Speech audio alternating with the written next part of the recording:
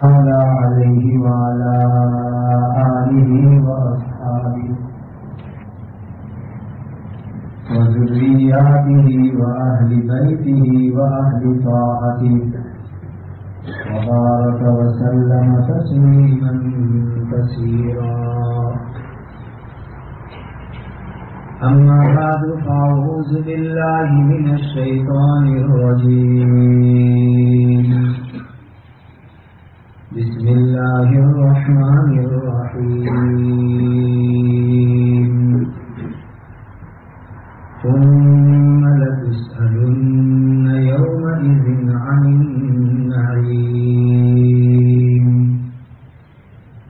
صدق الله مولانا العظيم.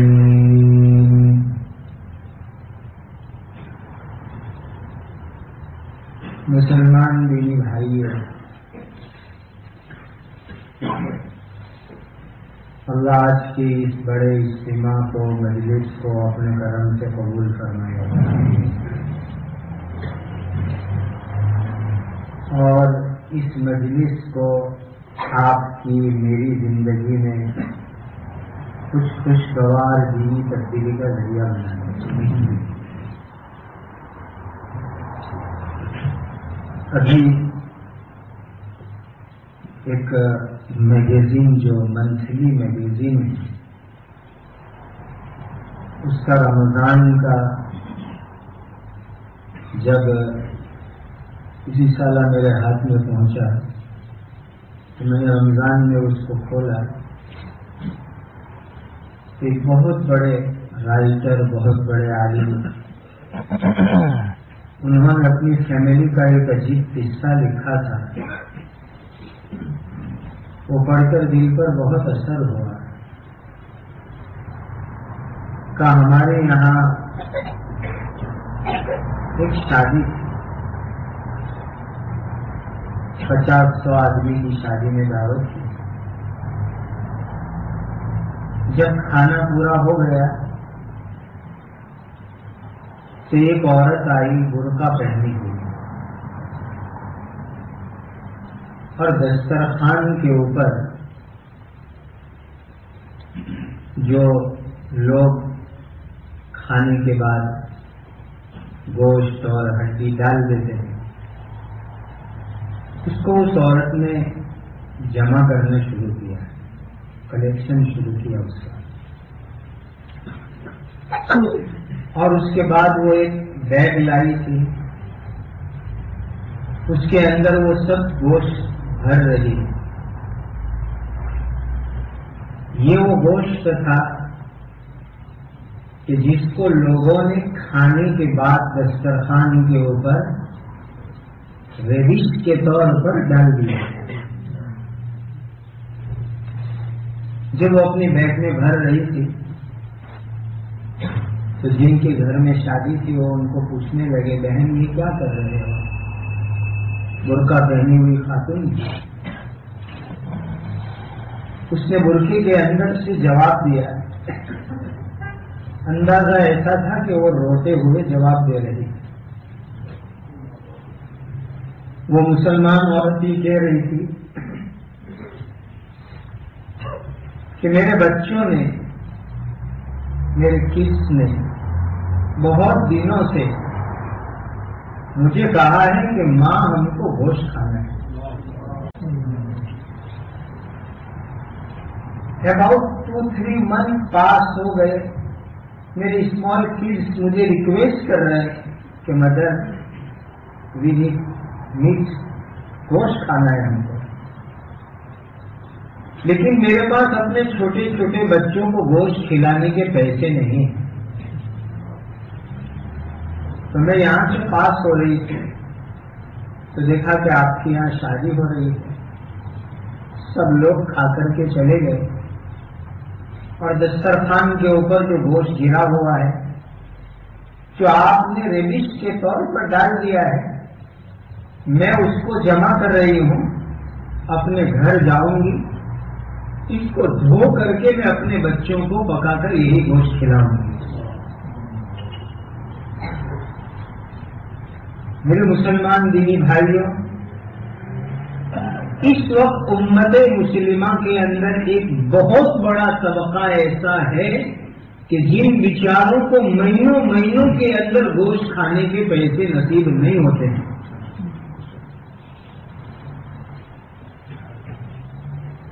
اللہ تعالیٰ کا شکر ادا کرو کہ اللہ نے آپ کو اور مجھ کو بہت نعمتوں سے نوازا ہے. اس لیے میں نے قرآن کی آیت آپ کو سنائی. ثم لتسألن يومئذ عن النعيم، کہ پھر قیامت کے دن اللہ تعالی ضرور سوال کریں گے نعمتوں کے بارے میں. اور جو 5 سوال کوشچن کمپلسری ہے قیامت کے دن، اس میں 2 کوشچنس تو ایسے ہیں جو مال کے متعلق ہیں. کہاں سے کمایا تھا اور کہاں خرچ کیا تھا. مسلمان دینی بھائیوں، جتنی کوشش جتنی فکر ہم اپنی انکم کے بارے میں کرتے ہیں، بہت سے مسلمانوں کو اس کی توفیق ہے الحمدللہ کہ وہ حلال کی فکر کرتے ہیں اور کرنی چاہیے کہ ہمارے انکم کے سورسز کے اندر کوئی بھی حرام نہ ہوئے، اس کی پوری کوشش کرنی چاہیے.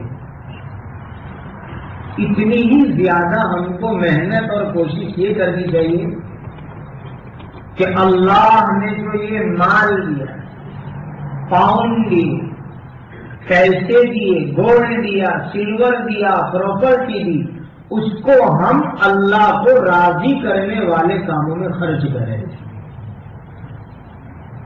اس کی بھی بہت بڑی کوشش کرنے کی ضرورت ہے. اور صحیح بات ہے، اگر اس مال کو، دولت کو، پیسوں کو جہاں خرچ کرنا ہے وہاں خرچ نہیں کرو گے تو جہاں نہیں خرچ کرنا چاہیے انسان وہاں اس کو خرچ کرے گا. ہم اپنی ضرورت پوری کریں. اللہ نے پیسہ دیا، اچھا کھاؤ، اچھے مکان میں رہو، حلال پیسے سے اچھی گاڑی استعمال کرو، اچھے کپڑے پہنو، مسجد مدرسے میں لگاؤ، غریبوں یتیموں بیواؤں پر لگاؤ. لیکن اس دولت کو، اللہ کے دیے ہوئے مال کو حرام میں لگانا، گناہ کے کام میں لگانا، اسراف اور فضول خرچی کرنا اور ضرورت سے زیادہ اس کو خرچ کرنا، یہ اتنی خطرناک اور بری چیز ہے کہ کل قیامت کے دن اللہ تعالیٰ کو اس کے بارے میں جواب دینا پڑے گا. اللہ سوال کریں گے من أين اكتسبه وأين أنفقه، کہاں سے کماتے تھے اور کہاں خرچ کرتے تھے. اللہ ہم سب کو اللہ کی دی ہوئی دولت کو صحیح جگہ خرچ کرنے کی توفیق عطا فرمائے. شادی، میرج، منگنی، انگیجمنٹ، یہ ہماری زندگی کی ایک ضرورت ہے. انسان کو شادی کرنا ہے، بہت سی صورتوں میں شادی کرنا فرض ہوتا ہے،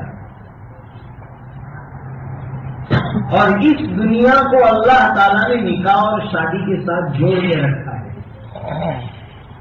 قیامت تک خدا کو دنیا چلانی ہے، اس کے لیے ایک ظاہری سبب اللہ نے نکاح کو بنایا. شادی ہوگی، بچے ہوں گے، دنیا چلتی رہے گی. نکاح سے پہلے انگیجمنٹ ہوتے ہیں، منگنی ہوتی ہے. میرے مسلمان دینی بھائیوں، شادی ہو، انگیجمنٹ ہو، ہر چیز کا طریقہ میرے اور آپ کے آقا حضرت محمد رسول اللہ صلی اللہ علیہ وسلم نے ہم کو بتلا دیا. ہم جنرلی بیان میں سنتے ہیں ہمارا اسلام مکمل مذہب ہے، ہر چیز ہمارے اسلام نے ہم کو سکھائی ہے. تو کیسے انگیجمنٹ کرنا، کیسے نکاح کرنا، کیسے میرج کرنا، کیسے ولیمہ کرنا، یہ بھی اسلام نے ہم کو سکھلایا. اگر اس طریقے سے کریں گے تو کیا فائدہ ہوگا؟ جو حدیث میں ارشاد فرمایا ان اعظم النکاح برکتا ایسرہ مہونا. جس شادی میں، جس میرج میں، جس نکاح میں خرچہ کم ہوگا، تکلیف کم ہوگے، ٹینشن کم ہوگے، اس نکاح اور شادی میں اللہ تعالیٰ بہت بڑی برکت عطا فرمائیں گے. ان کی میرج لائف برکت والی ہو جائے گی، خوشیوں والی ہو جائے گی، رحمت والی ہو جائے گی. اور جتنا ہم اس میں منگنی کو، انگیجمنٹ کو، شادی کو، ولیمے کو ہم مہنگا بنائیں گے، کاسٹلی بنائیں گے، اور اس میں خرچ زیادہ کریں گے، اور خرچ کے ساتھ ساتھ ایسے ایسے کام جس کا اسلام کے ساتھ کوئی تعلق نہیں ہے وہ کریں گے، تو نکاح والی زندگی سے اللہ برکت کو ختم فرما دے گا. ایڈوانس سوری کر کے ایک بات میں آپ کو بتلاؤں. آج جو ہمارے یہاں ہماری سوسائٹی میں، ہمارے لوگوں میں شادیوں کے بعد بہت سارے کپل میں محبت نہیں رہتی، آپس کے اندر لڑائی جھگڑے ہوتے ہیں، لاس ہوتے ہیں، دونوں الگ ہو جاتے ہیں، دونوں جدا ہو جاتے ہیں. اس کا ایک بہت بڑا ریزن یہ بھی ہے کہ شادی کے موقع کے اوپر نان اسلامک بہت سارے کام کیے جاتے ہیں جس کی وجہ سے ان کی شادیوں میں سے برکت ختم ہو جاتی ہے.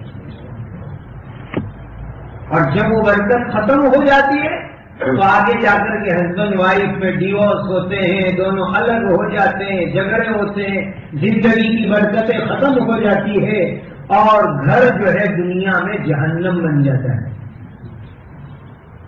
اور اس کا ایک بہت بڑا ریزن یہی ہے کہ جس وقت نکاح ہوا، انگیجمنٹ ہوا، منگنی ہوئی، شادی ہوئی، ریسپشن ہوا، ولیمہ ہوا، اس وقت کے اوپر فضول خرچی، اور اس سے ایک سٹیپ آگے چلو. فضول خرچی تو ہے ہی غلط کام.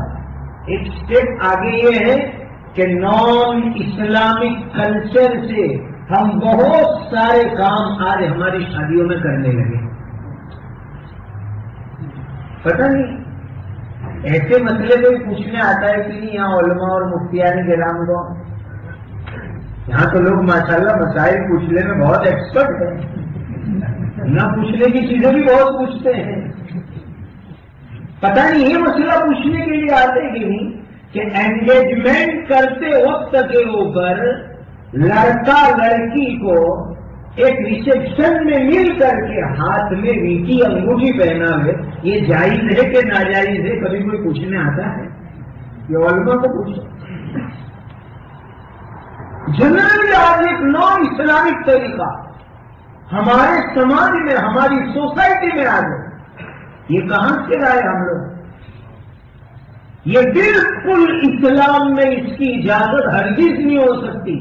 آج انگیجمنٹ دونوں طرف سے سارے لوگ آئیں گے، باقاعدہ دعوت کری جائے گی، اور آگے گروپ کی بات بتاؤں، کسی ہوٹل میں ہال بک کروایا جائے گا، اور وہاں سب جمع ہوں گے، مرد عورت، اور جمع ہو کر کے جو ہے اسٹیج لگے گا. ادھر جو ہے فیچر میں ہونے والی دلہن کو، ادھر فیچر میں ہونے والے دلہے کو بٹھائیں گے، دونوں ایک دوسرے کو ویٹی پہنائیں گے، ویڈیو شوٹنگ ہوگا، اور خوشی منائی جائے گی، اور کھانا ہوگا، دعوت ہوگی.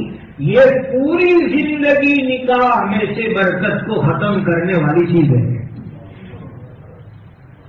ایک طرف خرچہ کیا، وہ پیسوں کا اللہ کو جواب دینا پڑے گا، دوسری طرف یہ نان اسلامک طریقہ ہمارے گھر میں آیا، اس کے بارے میں جو اس کی نحوست ہے وہ اپنی جگہ، اور اس کی وجہ سے پوری لائف میں سے برکت ختم ہو گئی۔ کتنا خطرناک کام ہو گیا۔ میں اپنے ینگسٹرز بھائیوں سے کہوں گا، آپ نیت کر لو کہ ہمارے انگیجمنٹ کے وقت پر انشاءاللہ ہم ایسا کوئی کام نہیں ہونے دیں گے۔ کہو انشاءاللہ ہونے دیں گے، ہم اسلامک طریقے سے، سمپل وے سے۔ دونوں کے پیرنٹس ایک دوسرے کو پرومس کر دیں کہ ہماری لڑکی سے تمہارے لڑکے کا نکاح ہوگا، اس تاریخ میں ہوگا، بات ختم ہو گئی۔ ایسی کوئی جو ہے پروگرام فنکشن ہم انگیجمنٹ کا نہیں کریں گے کہ جس کا اسلام کے اندر کوئی ثبوت نہیں ہے۔ یہ پیسے جو خرچ ہو رہے ہیں یہ بھی سائنس میں آتے ہیں۔ ثم لتسألن يومئذ عن النعيم، کہ قیامت کے دن اللہ تعالی نعمتوں کے بارے میں ضرور سوال کریں گے کہ پیسے تم نے کہاں خرچ کیے۔ ایک اور قصہ میں آپ کو سنا۔ اللہ میرے اور آپ کے جنریشن کے ایمان کی حفاظت کرنا، قیامت تک حفاظت کرنا۔ ایک مسلمان لڑکی نان مسلم کے ساتھ افیئر میں ہو گئی، وہ افیئر آگے چلا، پتہ نہیں یہ شیطانی ایک لینگویج کہاں سے ہمارے اندر عام ہو گئی، بوائے فرینڈ اور گرل فرینڈ بھی، یہ شیطانی چیز ہے، یہ اسلامک لینگویج نہیں ہے۔ بوائے فرینڈ گرل فرینڈ کوئی چیز ہی نہیں ہوا کرتی، یہ تو سب گناہ کے شیطانی دروازے ہیں۔ تو ایک مسلمان لڑکی کا غیر مسلم سے افیئر ہوگا، نان مسلم، کالج میں، یونیورسٹی میں۔ آگے چلتے چلتے اللہ اس کو دوبارہ ایمان عطا فرما دے، خدا کے لیے کوئی مشکل نہیں ہے۔ اس لڑکی نے اسلام چھوڑ کر کے ہندو مذہب ایکسپٹ کیا اور اس نون مسلم لڑکے کے ساتھ اس نے شادی کر لی۔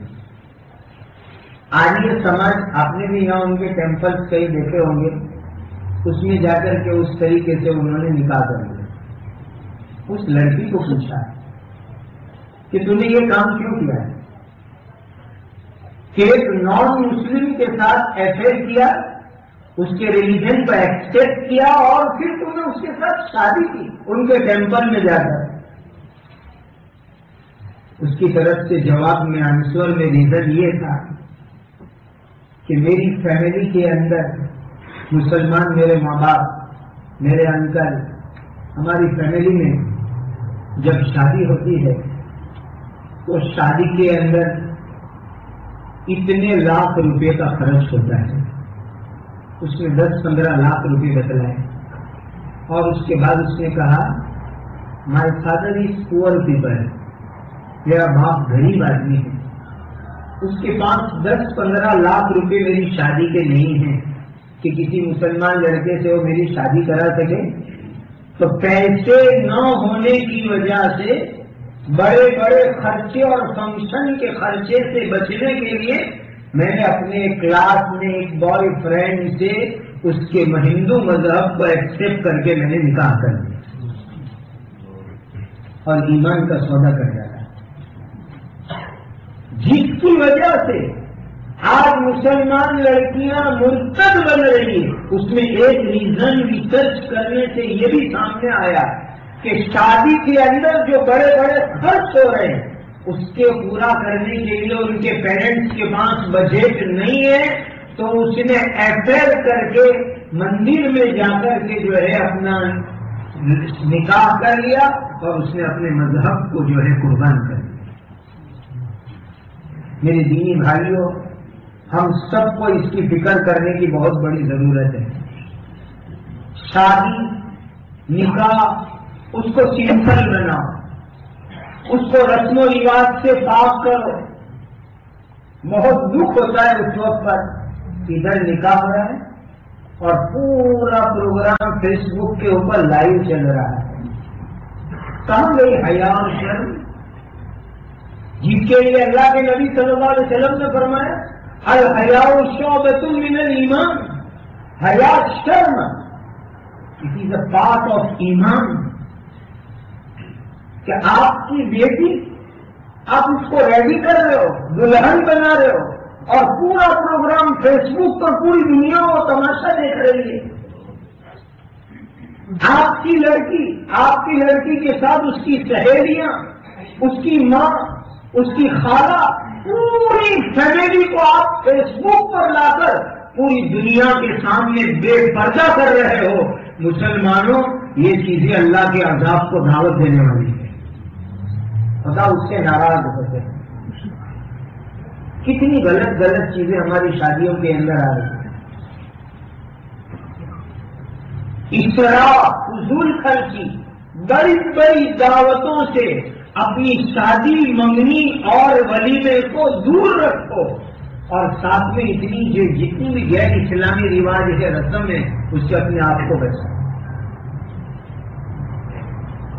اور دیکھیے یہ دنیا جو ہے نا ایسی ہے کہ آپ کتنی بھی عالیشان دعوت کر دو, لیکن بغیر بولنے والے تو آپ کو چھوڑنے والے ہیں. آپ یہ چاہو گے, میں آپ کو یوں کہوں کہ آپ ایک شاندار دعوت کرنے کے بعد ایک بک رکھ دو کہ لوگ کامنٹ لکھ کر کے جا رہے ہیں. دیکھو کیا کیا لوگ کامنٹ لکھ کر کے جاتے ہیں, ایکسپیرئنس کرو. ایک آدمی نے ایک بہت شاندار دعوت کی یہاں سے آ کر کے, اور 7 days شادی کا فنکشن چلا. 7 days. جبکہ امت میں اس وقت حالات یہ کہ ایسی ہزاروں مسلم فیملی سے کہ جن کو بیچاروں کو 2-3 مہینے گوشت کھانے کو نہیں ملتا. 7 days میرج فنکشن ہو رہا ہے, الگ الگ آئٹم پر, الگ الگ ڈریس, ہر ڈنر کا ڈریس الگ, ہر لنچ کا ڈریس الگ, کلر الگ, ہال کے اندر ڈیزائن کی اسٹائل الگ. ایسی بڑی بڑی شادیاں ہو رہی ہیں. اس نے شادی کی اور میں جس دن نکاح تھا تو اس نکاح کے بعد کھانا کھانے کے بعد جب وہ دروازے کے اوپر پوری فیملی کھڑی ہوئی تھی لوگوں کو ویلکم کرنے کے لیے, تو ایک آدمی آ کر کے کہتا ہے اللہ نے تجھے اتنے پیسے دیے ہیں, بریانی تمہیں مرغی کی کھلائی, بکرے کی بریانی کے پیسے نہیں ہوئے. یہ دنیا کی کامنٹ کا حال ہے. میں آپ سب کو کہتا ہوں پبلک کو راضی کرنے کی فکر مت کرو, ایک اللہ کو راضی کرنے کی فکر کرو اور سنت طریقے سے نکاح اور شادی کرو. انشاءاللہ اللہ راضی ہو جائیں گے. پورے نکاح والی زندگی میں اللہ برکتوں سے مالا مال فرما دیں گے. خدا کو راضی کر لو اور اللہ کو اسی وقت راضی کر سکیں گے جبکہ حضرت نبی کریم صلی اللہ علیہ وسلم کے مبارک طریقے سے ہم لوگ نکاح کریں گے, شادی کریں گے. میں نے جو چیز پڑھی شروعات حدیث میں وہ گئے, حضرت نبی کریم صلی اللہ علیہ وسلم کی کتنی شادیاں ہوئی, حضور کی بیٹیوں کی شادی ہوئی. میں اللہ کے نبی صلی اللہ علیہ وسلم کی شادیوں میں منیمم اور میکسیمم, چھوٹی شادی سب سے بڑی شادی, دونوں میں آپ کو بیان کر دیتا ہوں تو وہ انشاءاللہ عمل کریں گے. حضرت نبی کریم صلی اللہ علیہ وسلم کا ایک نکاح کنواری لڑکی سے ہوا, ایک نکاح, باقی سب بیوہ کی, بیوہ عورتیں. ایک عورت جو ہے ایسی تھی جو کنواری تھی, کیا نام تھا ان کا؟ حضرت عائشہ صدیقہ رضی اللہ تعالی. پورے رسپیکٹ سے نام بولنا چاہیے, جن کی شان میں قرآن میں اللہ نے 20 آیتیں نازل فرمائی اور جن کا پاک ہونا خود اللہ نے بیان فرمایا. الطیبات للطیبین والطیبون للطیبات. حضرت عائشہ جیسی پاک عورت جن کے بارے میں خدا خود گواہی دے رہے کہ عائشہ پاک ہے رضی اللہ تعالی. اتنی نیک عورت, ان کے ساتھ نکاح ہو رہا ہے. حضرت نبی کریم صلی اللہ علیہ وسلم کو. اور جب کماری لڑکی سے نکاح ہوتا ہے تو انسان کو واقعتاً خوشی ہوتی ہے، بہت زیادہ خوشی ہوتی ہے. اب آگے سنیے، جب حضرت عائشہ رضی اللہ تعالیٰ عنہا سے نکاح ہوا تو اس وقت ولیمے کے اندر میرے اور آپ کے آقا حضرت محمد رسول اللہ صلی اللہ علیہ وسلم نے دعوت میں کیا کیا ہے. روایتوں میں آتا ہے کہ حضرت عائشہ کے ساتھ رخصتی کے دوسرے دن ولیمہ اس طریقے سے ہوا کہ ایک انصاری صحابی کے گھر سے ملک کا باؤل آیا، دودھ کا پیالہ آیا، اور جتنے صحابہ و مجلس میں بیٹھے ہوئے تھے نبی کریم صلی اللہ علیہ وسلم نے ان کو پلایا اور ارشاد فرمایا کہ یہ تمہارے نبی کا ولیمہ ہے. یہ حضرت عائشہ رضی اللہ تعالیٰ عنہ سے نکاح کے وقت پر ایک ملک باؤل میں دودھ کے پیالے میں اللہ کے نبی صلی اللہ علیہ وسلم کا ولیمہ ہو رہا ہے مسلمانوں میں. اور سب سے بڑا ولیمہ بھی میں آپ کو بتاؤں، ایک نکاح ایسا کہ جس کے بارے میں اللہ تعالیٰ فرماتے ہیں کہ میں نے نکاح کرایا. فَلَمَّا قَضَىٰ زَيْدٌ مِّنْهَا وَطَرًا زَوَّجْنَاكَهَا لِكَيْ لَا يَكُونَ عَلَى الْمُؤْمِنِينَ حَرَجٌ. خود اللہ فرماتے فَلَمَّا قَضَىٰ زَيْدٌ مِّنْهَا وَطَرًا زَوَّجْنَاكَهَا. حضرت نبی کریم صلی اللہ علیہ وسلم کی فوئی کی لڑکی تھی، حفیظات بہن حضرت زینب رضی اللہ تعالیٰ عنہ. ان کا نکاح حضرت زید رضی اللہ تعالیٰ عنہ سے ہوا. پورے قرآن میں ایک صحابی کا نام ہے، وہ حضرت زید رضی اللہ تعالیٰ. وہ نکاح ٹوٹ گیا، بہت لمبا قصہ ہے. اب اللہ تعالیٰ فرماتے زوجناکہا کہ ہم نے آپ سے زینب کا نکاح کرا دیا. اس لیے بعض مفسرین کی تو رائے یہی ہے کہ دنیا کے اندر باقاعدہ نکاح نہیں ہوا، یہ نکاح آسمان ہی کے اوپر ہو گیا. اللہ نے خود نکاح کرایا زوجنا کا. اب اندازہ لگاؤ کہ جو نکاح خود اللہ کرواوے اور اللہ فرماوے کہ ہم نے زینب کے ساتھ حضرت محمد الرسول اللہ صلی اللہ علیہ وسلم تمہارا نکاح کرایا، کتنا بڑا خوشی کا موقع ہوگا. لیکن اس نکاح کے اندر جو ولیمہ ہوا، اللہ اکبر، وہ ہماری نظر کے اندر ہمارے علم میں سب سے بڑا ولیمہ ہوا. کتنا بڑا ولیمہ ہوا، نبی کریم صلی اللہ علیہ وسلم نے ایک بکری ذبح کروائی اور ایک بکری پکوا کر کے کہا جو ہے آ جاؤ اور آ کر کے اپنے نبی کا ولیمہ کھا لو. ایک بکری کے ذریعے سے ولیمہ. میرے مسلمان بھائیوں، اس مبارک مجلس سے نیت کر کے اٹھو کہ ہماری شادیوں میں جو آج فضول خرچی ہو رہی ہے، اسراف ہو رہا ہے اور دولت کو، ٹائم کو برباد کیا جا رہا ہے، اس سے اللہ کے واسطے توبہ کرو.